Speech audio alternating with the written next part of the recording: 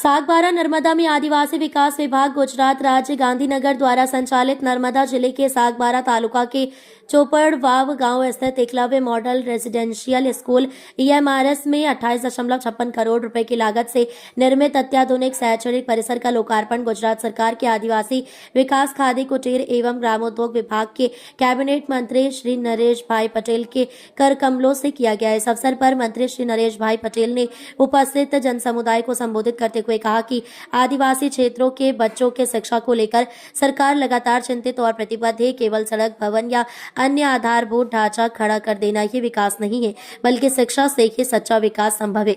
नई शिक्षा नीति में प्राथमिक स्तर से ही बच्चों को मजबूत आधार देने के लिए कई प्रावधान किए गए हैं। उन्होंने अभिभावकों से भी आह्वान किया कि वे नशा कुरीतियों और अंधविश्वास से बाहर निकलकर बच्चों की शिक्षा को प्राथमिकता दें। मंत्री ने आगे कहा कि सरकार द्वारा उपलब्ध कराई गई है। निंदा करनारा लोगों पर मारे केवुं छे, निंदा करो अमने कोई वांधो नथी, निंदाथी अमे बोधपाठ लईशुं।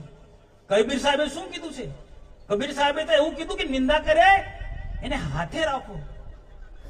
निंदक नीरे राखे आंगन कूटी समाय, बिन पानी बिन साबुन मलमल काया धोई।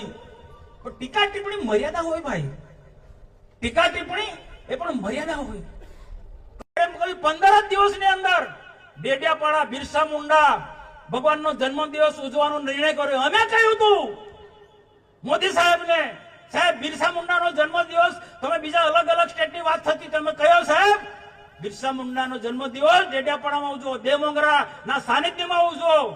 જે દેવમોંગરા જે છે આદિવાસીની કુળદેવી છે। ગુજરાત, મહારાષ્ટ્ર, મધ્યપ્રદેશ, રાજસ્થાન अलग अलग स्टेटना लोगों त्या दर्शन माटे आवशे। आद्याशक्ति जगदंबानुं स्वरूप है। दुनिया ने बताव्युं छे कि आदिवासीओ पण आद्याशक्तिनी उपासना करे छे। कुळदेवी एमनी देवमोंगरा छे, शक्तिनी उपासना करे छे। अमारी बात सांभळीने अहींया 15 દિવસमां निर्णय कर्यो कि डेडियापाडामां बिरसा मुंडा जन्मजयंतीनो कार्यक्रम उजवવો छे। बाकी आ कार्यक्रम आसाममां बनतो तो नरेशभाईने खबर छे, मोतीभाईने खबर छे। मैं रोकायो छे। मनसुख वसावे विनंती करी मोदी साहेब ने कि साहेब डेडियापाडामां कोई डरती नहीं, कोई डरती नहीं। एक मेसेज आपो हतो अने खातरी पण आपो छो, पण साचा आदिवासीओने खूब तकलीफ पण पड़ी रही छे। ए जे दाखलो लेवा जाय एने खबर पड़े छे।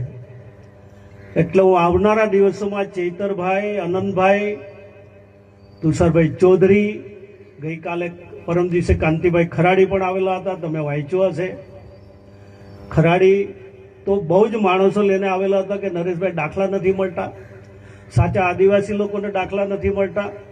હું બધા જ સમાજના આગેવાનો અને ધારાસભ્યોને સાથે બેસાડવાનો છું અને 1,07,00,000 આદિવાસી સમાજની વસ્તી છે અને 1,07,00,000 આદિવાસી સમાજની વસ્તીને અને સાચા આદિવાસીઓને તકલીફ નહીં પડે એની ચિંતા પણ અમારે જ કરવાની છે। કારણ કે આપણે માંડ અમુક લોકો તો અત્યારે શિક્ષણ લઈ રહ્યા છે, જેની પાસે 7 પણ નથી એવું પણ આપણી પાસે આદિવાસી છે। જે પુરાવો જે એકઠા કરવા પડે છે એ પણ અઘરા પડે છે।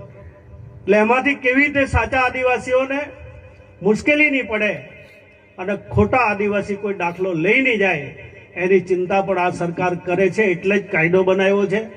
પણ સાચા આદિવાસીઓને જે તકલીફ પડી રહી છે એની ચિંતા પણ આપણા ભૂપેન્દ્રભાઈ કરી રહ્યા છે અને આવનારા દિવસોમાં હું ચેતરભાઈથી લઈને બધા લોકોને બોલાવવાનો છું અને તે સમયે અમે કોઈ કેવી રીતે એનો એક સારો રસ્તો નીકળી શકે એ દિશામાં પણ મારા પ્રયત્ન હશે।